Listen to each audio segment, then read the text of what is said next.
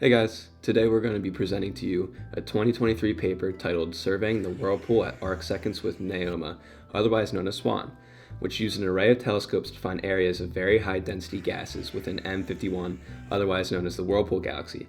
This is the first paper in a series of papers related to the data gathered on M51 by the telescope array.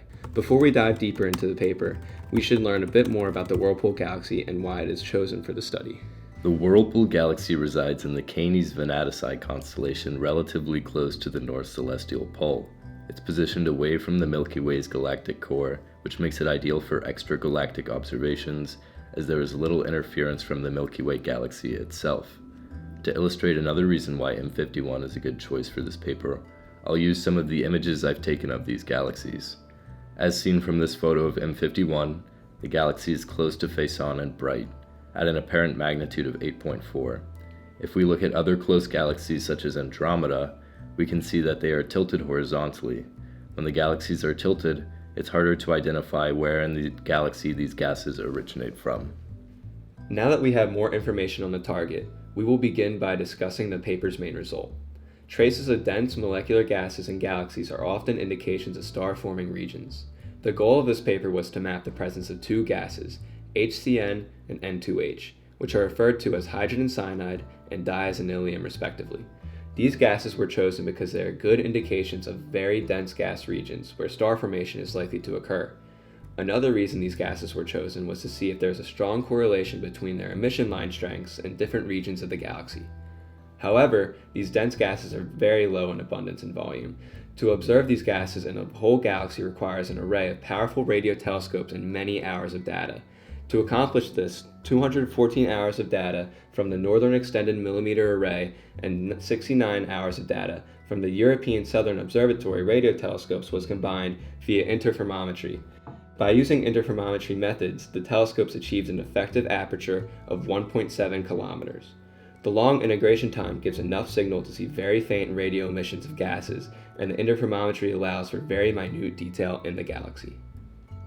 The press release for this paper is fairly accurate. The press release accurately reflects the gases that the team was trying to detect in the Whirlpool galaxy and describes the interferometric techniques that were used as well. The press release does also mention that the data took almost a year to process, mainly because interferometry requires complex calculations.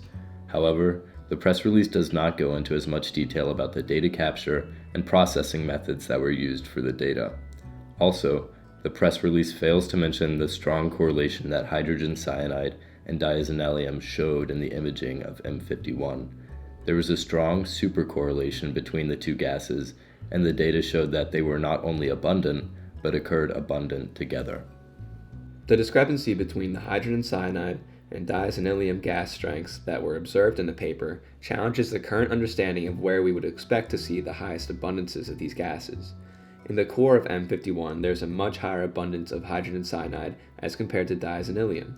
Currently, the mechanism for this much higher abundance of hydrogen cyanide is unknown, but is expected to be related to the supermassive black hole at the core of M51.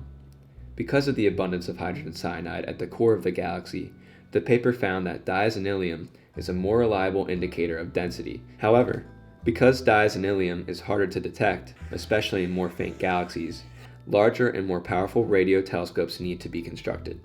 A good example of this is the Next Generation Very Large Array Telescope, also known as NGVLA, currently in planning. This is likely to be sufficiently powerful. To sum up, this study brings forth very interesting discoveries on the formation of stars, and particularly how these two molecules can indicate star formation in different parts of the galaxy. It's very important to see star formation on a galactic scale to help support other studies on stars throughout the universe.